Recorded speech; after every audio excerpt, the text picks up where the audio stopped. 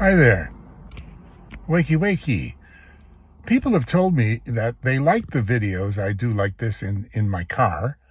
And so I'm going to give it a try, another one here, because I've got something really important to say. I'm really frothing about something this morning. I mean, my adopted country, this country, which I love, is in such a mess. I mean, we've got the Bank of England raising interest rates yet again today, when all the decent economists know that we're in cost push inflation. In other words, not inflation caused by consumer demand. So raising interest rates doesn't help. Look, after a year and what will be today the 8th consecutive interest rate, inflation is still unabated. And when they say, oh, no, it's to protect us against the dollar, well, the dollar is at an all-time low, for goodness sake, except for the lower amount it went to for a few days when Liz and Kwasi adopted their crazy mini budget. So it's not working.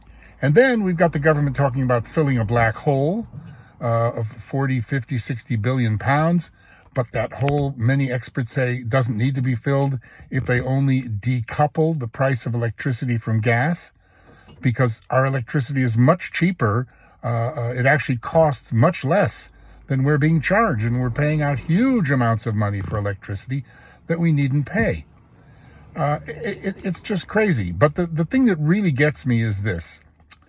Some years ago, I was engaged to a lady, and she decided that, I'm sort of strange. I wear badges from time to time and talk about silly things, economics, politics, and the rest. She was really quite bored.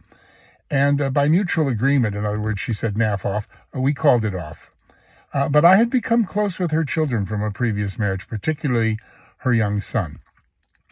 And this young man, Avi, has stayed in touch with me over the years and called me recently and explained that he has been working in a job for about 3-4 years and has done extremely well, and thinks it's time for him to go off on his own and start his own business. So he put together a business plan and sent it to me, which is one of the worst business plans I've ever seen. And after looking at it and analyzing his needs and his desires, I said, Avi, look, the amount of money that you want to start your own business is so small that no serious investor is going to be interested in it. Business plans of the type that you're trying to write are for teams that are launching new tech or, better laundries or restaurants or things or disruptive businesses. And they're looking for many hundreds of thousands or even millions. And it's not appropriate to what you're doing. So all you need to do is borrow this rather modest amount of money and start your business, because your business plan sounds fantastic. You're just doing what you're doing in your job right now, making money for other people, whereas you could be making it for yourself. Simples. So why don't you just go to the bank, and particularly when you tell me that your father is willing to guarantee the loan for you, then my goodness, just go into the bank.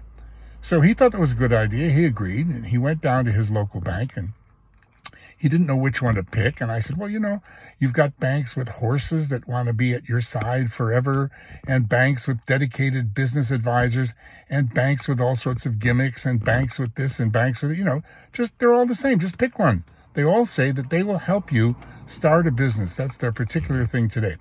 So he went down to his local branch, tried to even find a branch these days, of his local bank, and I won't say which one it is for the moment, and he went, and they said to him that they're closed for new business and he should come back again and check again in the future and see if they're open for new business now.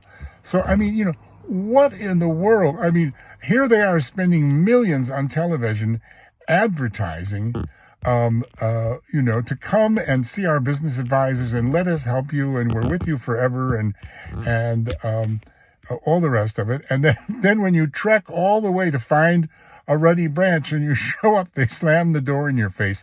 I just can't believe it. So I told him to go back and say, look, I said to him, first of all, if you're going to start your own business, kid, you need to be a bit more persistent. You go back there and you say to them, I want to speak to a business advisor because I'm young, and both this bank and I could have a future together, which is going to last a long time. So please let me just speak to one of these business advisors you're going on about on the telly, right now, or otherwise, I am going to post on social media this whole story. And by the way, can I have your name, please, for the socials? And I'm going to explain how I saw these adverts. I dutifully came down here, and you slammed the door in my face. You tell them that, and then see if they'll let you speak to somebody. I mean, why can't we get somebody in charge of common sense in this wonderful country who tells people gently, that the left hand and the right hand, you get the picture.